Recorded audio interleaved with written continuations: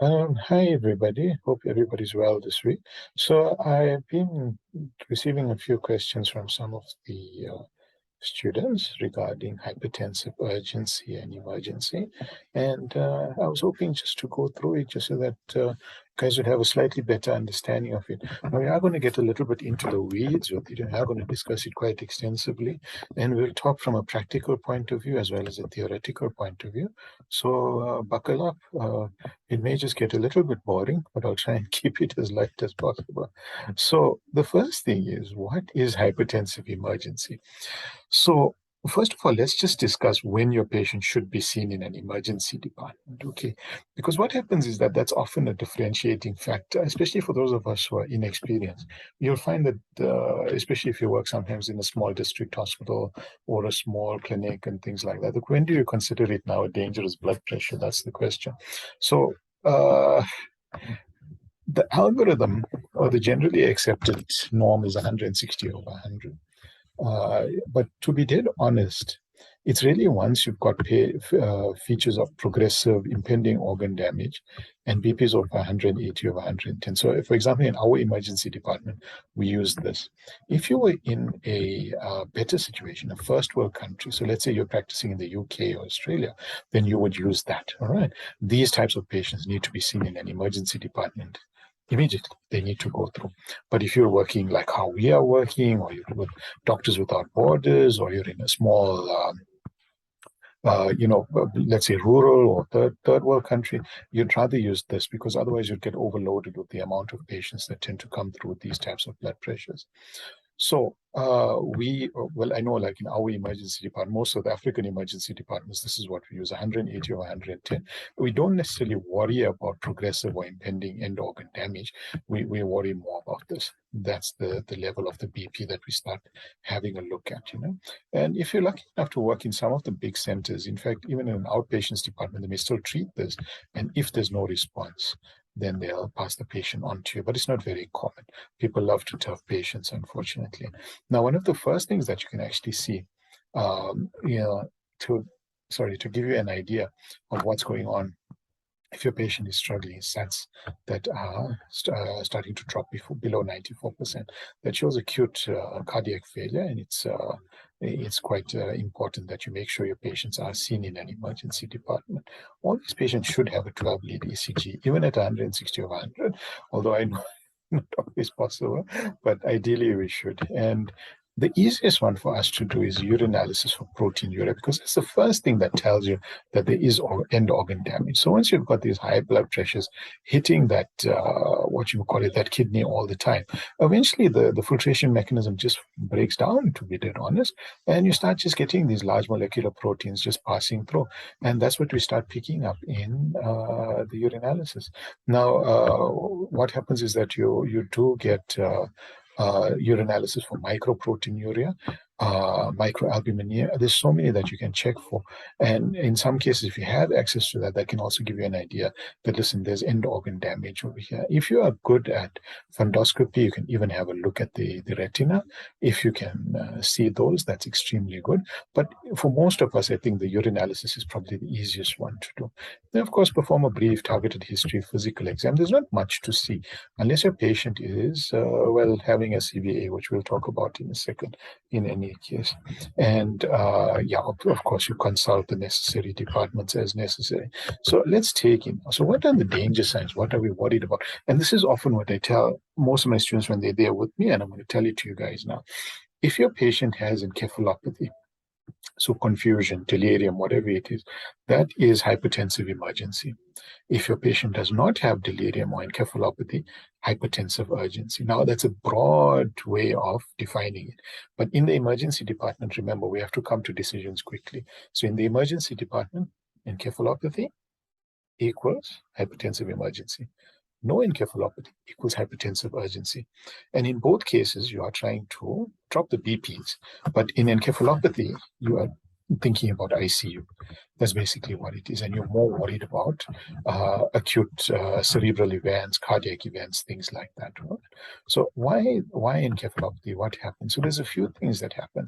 Number one, the patient is unable to auto-regulate their perfusion. So normally what happens is when you have hypertension, Um, your blood vessels are able to contract and dilate so as not to rupture and to ensure that you are getting the correct amount of blood that's perfusing the target organ as well. Now, what happens is with hypertensive emergency, that autoregulation disappears to a great extent, and you start getting this issue where there's decreased perfusion now to your distal parts of the brain as compared to what there was before. So this is what actually causes the encephalopathy.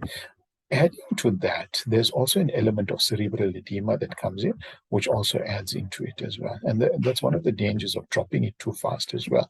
Once you start dropping it, you now start to hypoperfuse that ischemic area even more, and you start to increase the cerebral edema even more. And this can actually increase mortality because you start getting raised intracranial pressures with that. So the most important thing is don't drop it too fast. If you've got a BP of 240 over 150, your aim is not to bring it down to 120 over 80. And we're going to discuss that now. Okay. So which ones do we use? Now, the preferred medications, labetalol, nicardipine, esmolol. Now, in most situations, we have esmolol and labetalol. Nicardipine is normally only seen in your ICU, although some of the bigger emergency departments I've seen do have it. We don't generally give nitroprusside and hydralazine, although it's not that commonly available to us in any case. All right. And what is your aim? Your hypertensive encephalopathy, reduce your MAPS, remember your mean arterial pressure, by 25% over 8 hours. So your MAPS, luckily these days, you don't have to do like what we did when I started physically work it out. Your machines, your BP machines automatically work it out for you.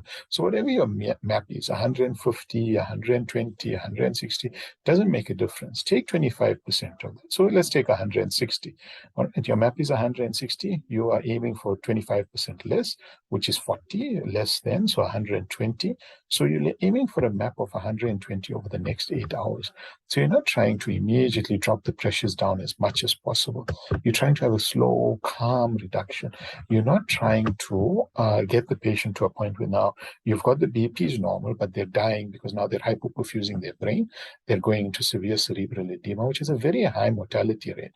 It must be said, it really has a high mortality rate. And unfortunately, because of what you call it, there's generally other comorbidities as well. There's generally renal dysfunction at the same time, cardiac dysfunction.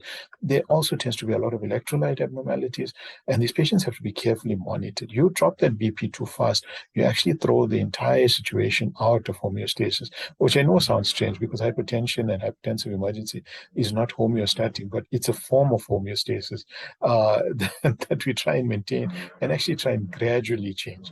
It's if you try and change it too fast, you're going to cause a problem as well. So I think there's a few ways to try and understand it, and I hope that makes sense to you. Now, let's have a look at some situations. So if you have a patient with an acute CVA, all right, so they actually need higher BPs, all right. The reason being, as I mentioned, you want to still try and perfuse the area beyond the bleed. Okay, so you're not trying to get the BPs down to a great extent. Okay, but that doesn't mean you should leave it high. You are trying to bring it down, but remember, you're trying to bring it down carefully. All right. So if your patient is eligible for acute perfusion therapy, all right, but your BP is quite high.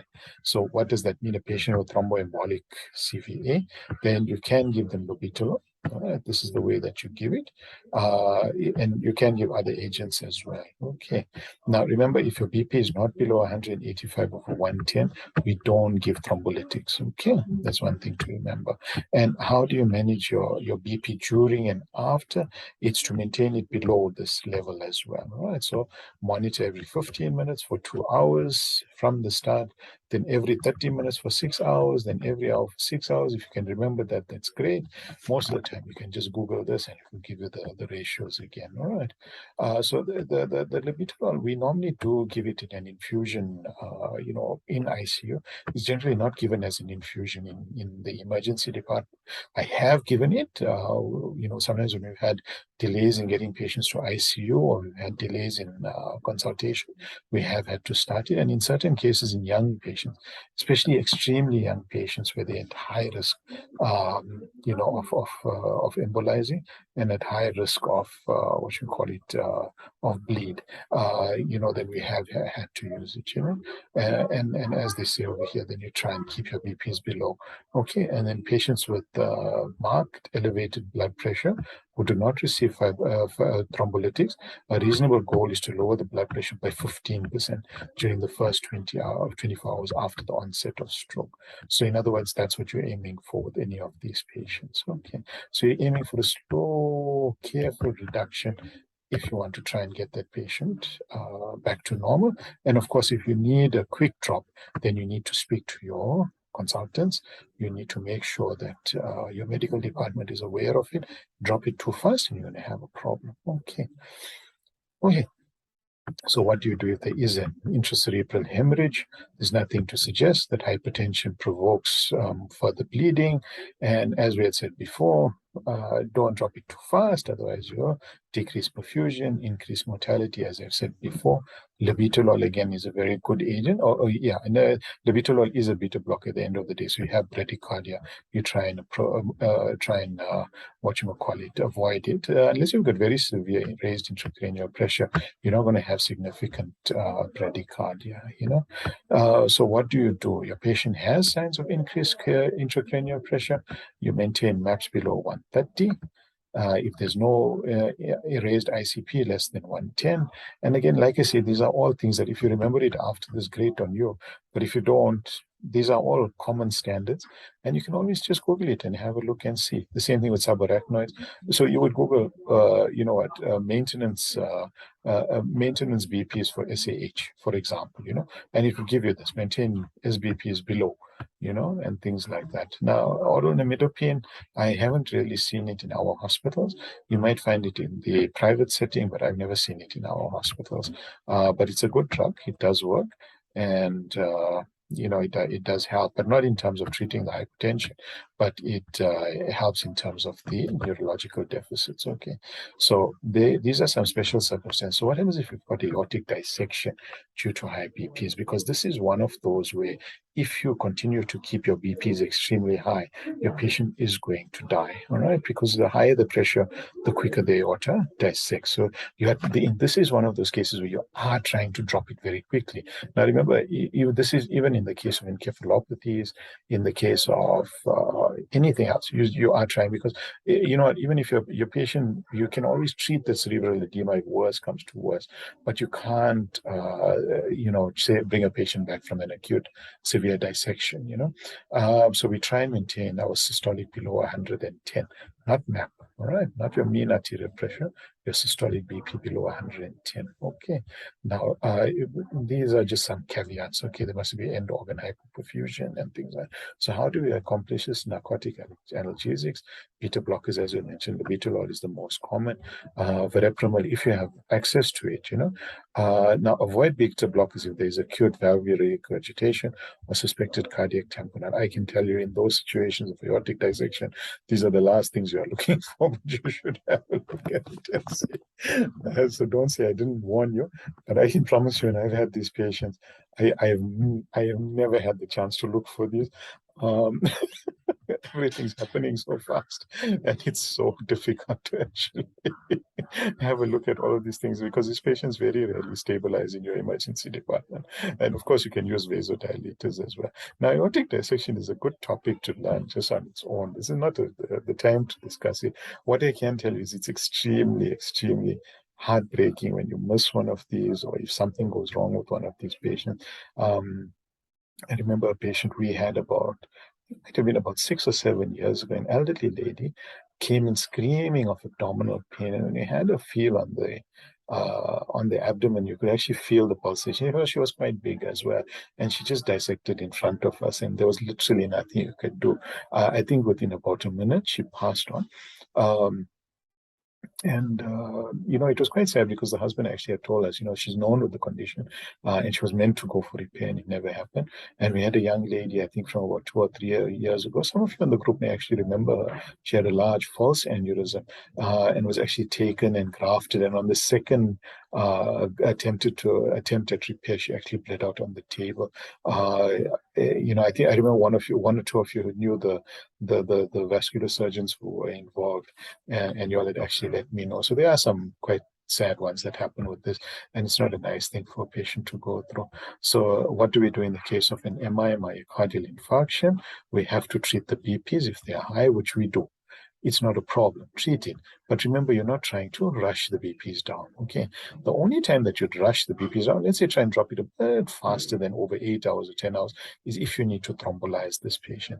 Now, what's the reason for this? It's a question of why. It's quite simple because your chances of vessel rupture are higher once you go above 185 over 100. And if you're given thrombolytics, your patient's just going to bleed from that rupture, wherever it may be. It could be a superficial vessel. It could be an important vessel within the brain, within the heart, within the lungs. The patient can bleed from anywhere once you've got BPs this high. So that's why you're trying to reduce it. Okay, it's just a matter of logic. And in patients with acute heart failure and CCF and things like that, I'm sorry, I received a call in the middle of this. I'm trying to treat a patient with acute preeclampsia while discussing with you guys. Uh, Okay. So, like we say, in acute CCF, we generally deal with vasodilators, in our case, more with diuretics, and nitroglycerin is often used, but generally sublingual. We don't normally give IV in our settings in the emergency departments. It's not contraindicated or anything like that. It's quite good to give. It's just quite simply, we often have issues with ICU beds and transfer times and things like that. So that's why we try and avoid it. Okay. What are some other things? You do get rare cocaine and pheochromocytomas, and these patients can come in like that. Generally, you give benzos, and that's it. So we don't stress too much about that.